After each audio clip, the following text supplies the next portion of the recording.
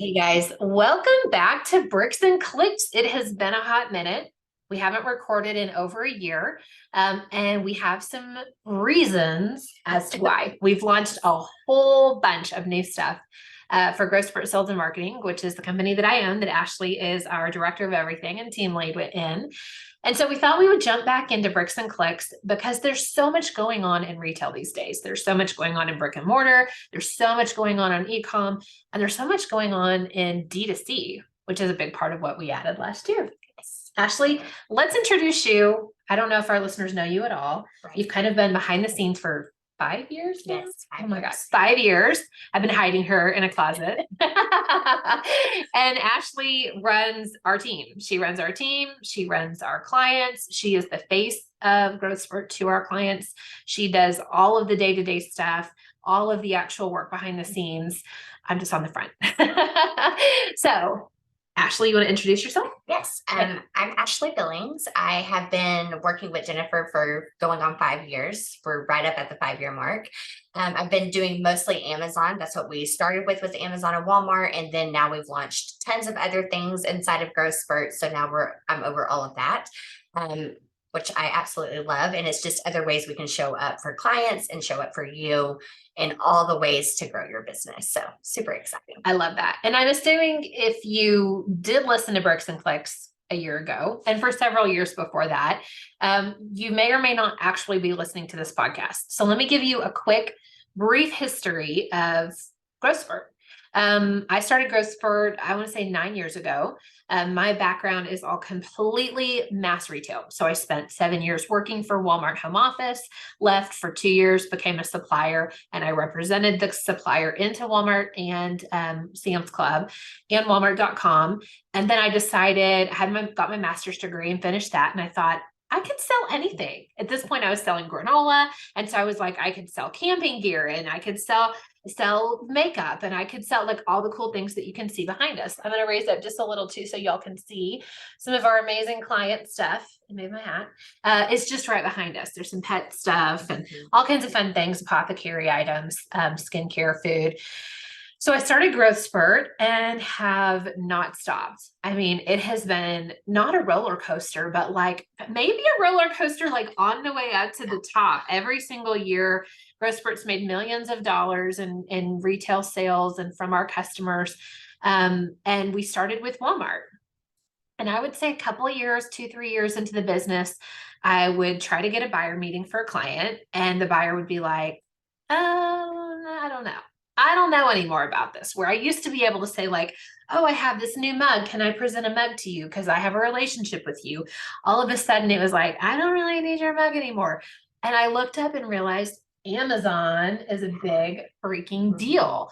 And so I thought, what if I could learn Amazon and leverage Amazon to be a launch pad to get my clients into brick and mortar stores?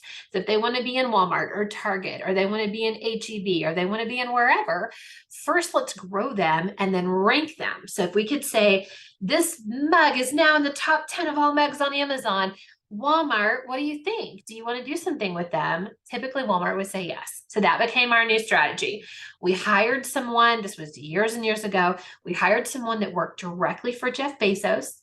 His team created Vendor Central and Seller Central. He ran all the like little IT dudes behind the scenes and helped to create the algorithm. So this guy had left Amazon, had worked for a few brands, somehow ended up in Bentonville, Arkansas, in some random broker's back room. I had this broker and he was like, can I knock? Bump, bump, bump. He was like, hello, Jennifer. We see that you're doing this Amazon thing. We don't really know. And it's like kind of a bad word here in Northwest Arkansas where Walmart is. We have this guy. He's kind of sitting in the back room. We don't know what to do with him.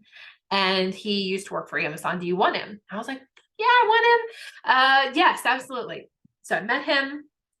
He came on, he ran our team. He taught us exactly how Amazon's algorithm works. He taught us exactly how to optimize our client listings, how to grow them. And this feels like a million years ago. Really, everything's changed since then in terms of like what Amazon wants from you. But it was such a good foundation, and it helped us all those years ago really, really, really start to rank clients and then get them into Walmart. So client after client, I'd rank them on Amazon. I'd bring them to my buyer at Walmart. And I would say, we've done all the work. It's time for you to take them. Please put them on shelf. And the buyer would be like, yes, absolutely. Okay, let's do it. So that was a bunch of years ago. So we've done Walmart, we've done Amazon, and then the pandemic happened and shit hit the fan everywhere in terms of how to get product and logistics, and all of it went kind of crazy.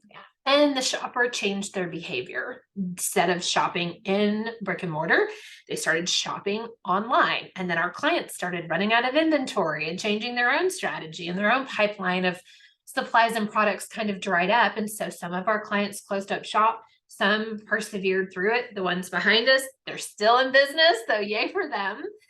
And it changed our strategy as a company. All of a sudden, instead of just using Amazon, which is a third-party seller, right? I mean, it's not you directly owning your customer, you directly owning reviews, you directly owning the shipping process or any of it. You're giving your product to Amazon for them to sell. We realized that through the pandemic, the customer became a lot more available and kind of lenient in terms of going to your website to purchase. So Ashlee and I looked at each other one day and we were like, the customers moved. So instead of the customer being in mass retail, because of the pandemic, people weren't going into stores, they moved online, then everything went out of stock. The customer all of a sudden became accepting of going onto people's websites, and that's where they were going. Thankfully, a lot of our clients had already built out their email processing, their Google Analytics were plugged in, and they had already had good communication with their shoppers. If you haven't done that, stop everything you're doing right now and go start doing email marketing.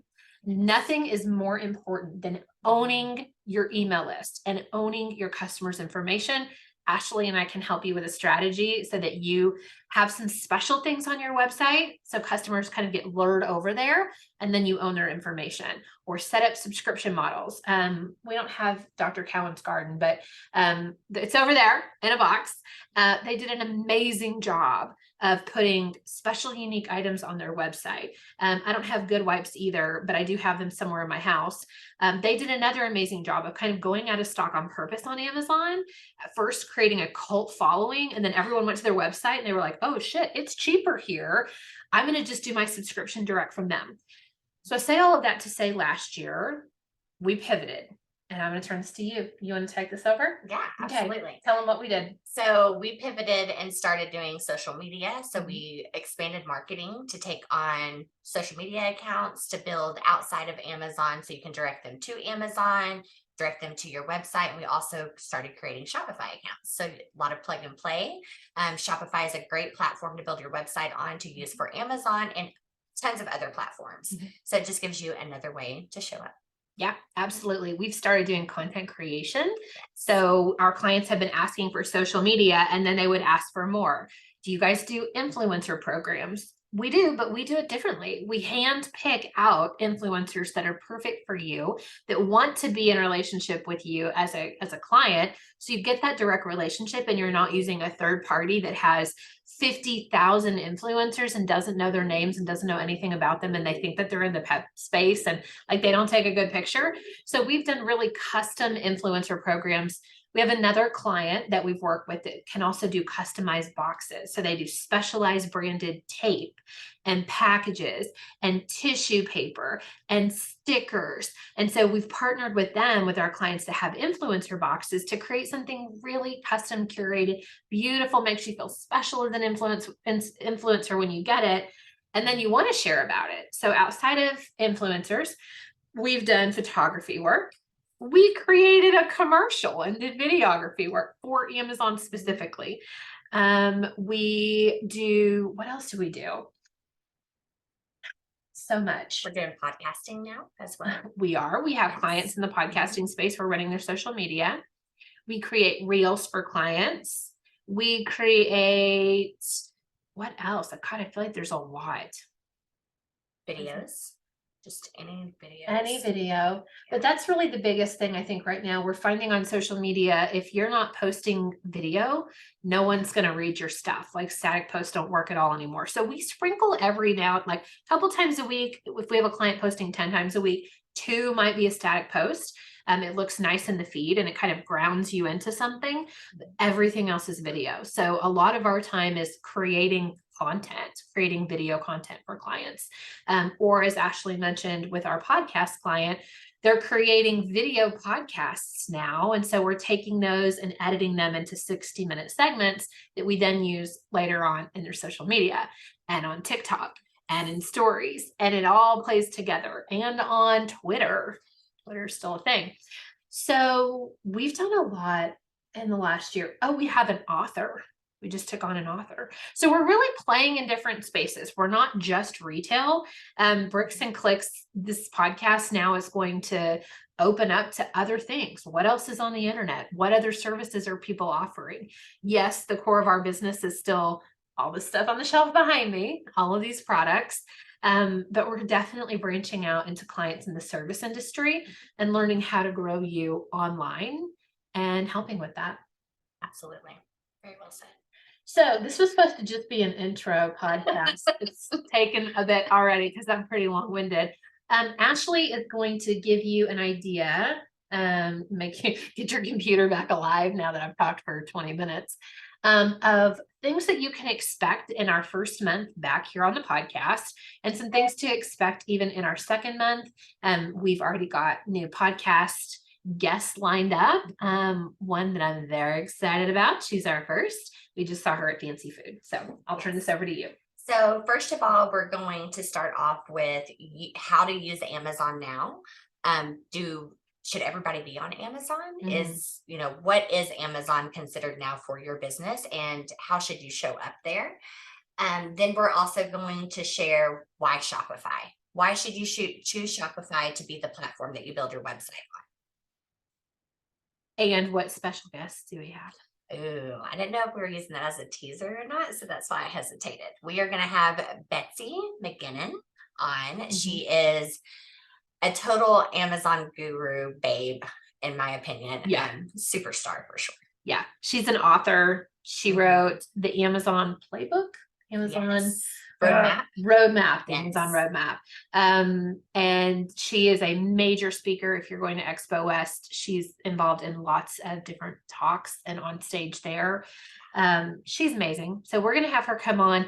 Betsy is a strategist. So big companies pay her big money to come in and outlay for them what their go-to-market strategy and their plan should be for online in general. She's a specialist as well with Amazon in terms of strategy. She's also our #1 referral partner. So she gives clients to us after she makes the entire strategy and then says, Jen and Ashlee, go execute, go do the dirty work, go mess with Amazon, go stay on phone calls with them. I don't want to do that. And then she goes back to her strategy work. So we're really excited to have her on first, and then we'll continue to add extra hosts as we move forward. If you have anybody that you want us to have on the show or any specific topics that you want us to cover, just let us know. And you can expect a weekly drop of episodes, and we'll get moving and grooving in the retail space. Yes. Sound good? Yep. All right. So we will see you guys soon on episode 2. Bye. Bye.